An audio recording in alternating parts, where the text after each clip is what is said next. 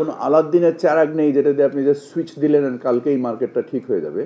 আমার মনে হয় যে আমরা রমজান কেন্দ্রিক আমাদের যদি যে প্রস্তুতির কথা বলেন, আমরা মনে করি আমরা সামগ্রিকভাবেই প্রস্তুত। আমাদের কিছু জিনিসের ব্যাপারে যেমন চালের বাজারটা নিয়ে এই মুহূর্তে আমরা বিভিন্ন রকমের পদক্ষেপ নিচ্ছি। আমরা আমদানি উদারীকরণ করেছি। চাল আমদানিতে প্রায় 63% মতো আমদানি শুল্ক ছিল, যেটাকে আমরা 3%-এ নামিয়ে নিয়ে এসেছি। এবং আমরা এই মুহূর্তে খাদ্য মন্ত্রণালয়ের নিয়ন্ত্রণাধীনভাবে কয়েক লক্ষ টন চাল সরাসরি আমদানি হচ্ছে। বার্মা থেকে হচ্ছে, পাকিস্তান থেকে হচ্ছে, ভারত থেকে হচ্ছে। সো আমাদের আমনের ভরা মৌসুম এই মুহূর্তে চলছে। আমাদের এপ্রিল নাগাদ বোরো ধান আসবে। সো আমরা আশা করি যে এখন থেকে এপ্রিল মানে আগামী 3 মাস বাজারে যে একটা সাময়িক অবস্থা তৈরি হয়েছে, আমরা আশা করি ইনশাল্লাহ এটা ঠিক হয়ে যাবে। এছাড়া অন্য কোনো পণ্যে আমার জানা মতে তেমন কোনো অসঙ্গতি নেই বলে আমার ধারণা। পরিপূর্ণভাবেই আছে, পরিপূর্ণভাবেই আছে। আমরা আশা করি ইনশাল্লাহ আল্লাহর রহমতে কোনো সমস্যা হবে বলে আমরা মনে করি না।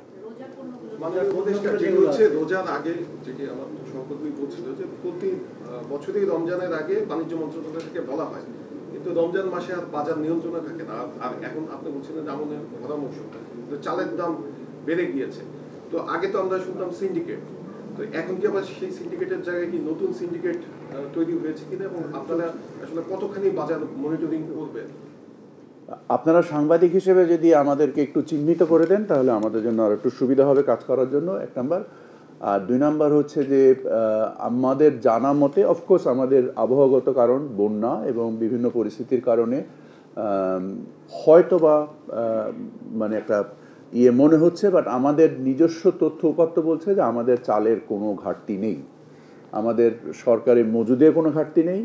তারপরেও আমরা প্রস্তুতিমূলক পর্যায়ে আমরা যে ব্যত্যয়টা চালের বাজারে দেখছি সেটাকে মানে হ্যান্ডেল করার জন্য, অ্যাড্রেস করার জন্য আমরা আমদানিকে আরও বেশি উদার করেছি, যেটা আমরা বললাম যে আমরা 63%কে 3%-এ নামিয়ে নিয়ে এসেছি। সো আমরা আশা করি যে আমদানি শুরু হলেই যদি কেউ মজুদ করে থাকে অন্যায্যভাবে, এই মজুদটাও তারা ছাড়তে বাধ্য হবে এবং বাজার স্বাভাবিক পর্যায়ে নেমে আসবে। কিন্তু এই সময়ের মধ্যে তো শত কোটি টাকা বাজার থেকে উঠিয়ে নিচ্ছে এবং মানুষের তো কষ্ট হচ্ছে, এই যে চালের দাম নিশ্চিতভাবেই হচ্ছে, এখানে অস্বীকার করার কোনো সুযোগ নেই। বাট আমার কাছে মনে হচ্ছে সময়টা সাময়িক। আপনি তো মানে কোনো আলাদিনের চারাগ নেই যেটা দিয়ে আপনি যে সুইচ দিলেন কালকেই মার্কেটটা ঠিক হয়ে যাবে। আমরা আমাদের প্রায় 50 লক্ষ পরিবারের যে একটা মানে খাদ্য মন্ত্রণালয় থেকে যে 30 কেজি চাল দেওয়ার যে কাজটা চলে, টিসিবি যে চাল বিক্রি করে, এগুলোকে আমরা পূর্ণ মাত্রায় ব্যবহার করছি। আমরা এই চাল সরবরাহ বাজারে বাড়িয়েছি। আমাদের কৃষি মন্ত্রণালয় যে ওএমএস পরিকল্পনা করে এবং এই 50 লক্ষ পরিবারকে যে চাল সরবরাহ করা হয় খুবই কম দামে।